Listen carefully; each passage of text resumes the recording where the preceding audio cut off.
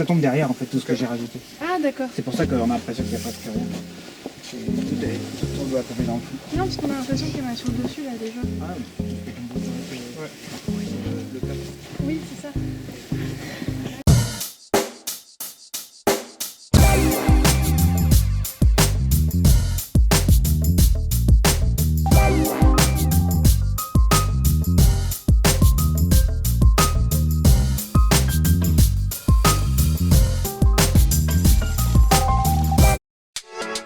This winter was a very different experience from the last one for François and Noriko.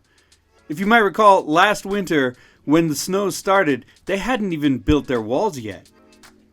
It was difficult to work through the winter last year because the jobs were just too big. The snow was too heavy and they were absolutely outnumbered. But this winter, it was completely different.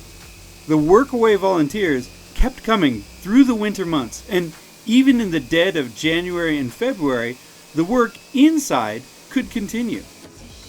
Their efforts were also making news.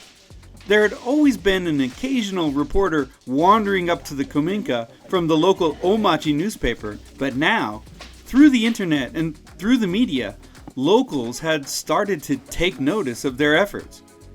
If you've been following the series, you know about the stuffed seal they found in the attic a few months before. This led to awareness throughout the prefecture. So, in the dead of winter, Nagano TV showed up to do a profile of the house and their work.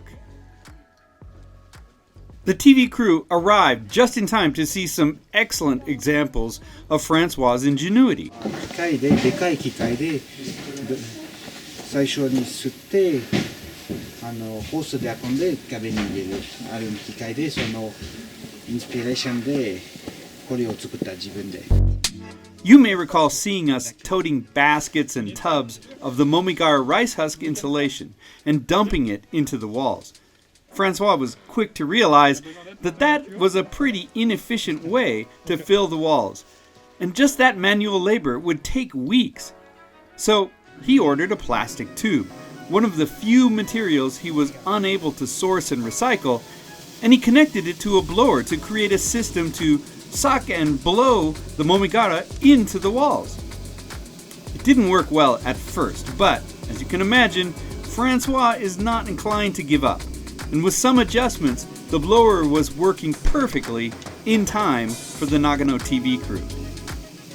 もみ殻はとりあえずゴミだから、燃やすより壁に入れたら断熱になるし、CO2もノックになる。それは結構してる。お金もかからないから、壁に作るときだけは時間かかる。あとは簡単で入れる。Japanese TV profiles are designed to be slices of life of the subjects, and often the crews will come and spend 24 hours or more with the subjects, even staying overnight.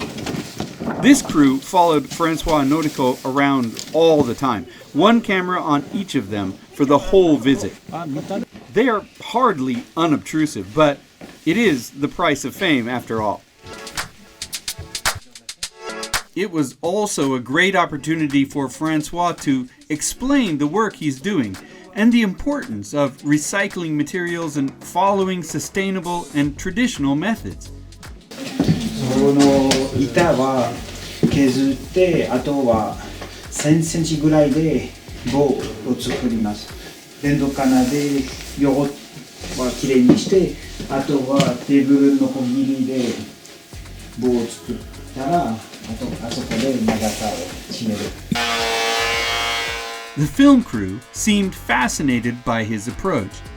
It is certainly novel the world over, but here in Japan, the concept of reusing materials has been slow to catch on. Countless old homes in the countryside are deteriorating, but the materials, the wood beams and clay walls could be repurposed. For François, it is frustrating to see these ready resources ignored or even rejected in building and renovation. Nonetheless, having the TV crew there got in the way a little and slowed the work down naturally. And all that time they spent at the Kominka hardly seemed worth the 2 or 3 minute profile, but it was fun to watch François and Noriko's first of many 15 minutes of fame. この古民家で繰り広げられる新たな旅の形、ご覧ください。大町市ミラさんにやってきました。山深くて今日の感じがありますよね。はじめまして、オーナーさんですか？はい、そう、フランソワです。あ、フランソワさん。新たな旅の形とは？ビューティフル、素晴らしいです。妻ののりこさんと2年前からこの古民家に住んでいます。海外でボランティア経験がある2人。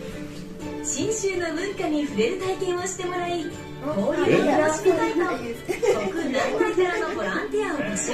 リノベーションをお手伝いしてもらったお礼の一つが食事。いいね、みんなで囲んでね。今日はカレーです。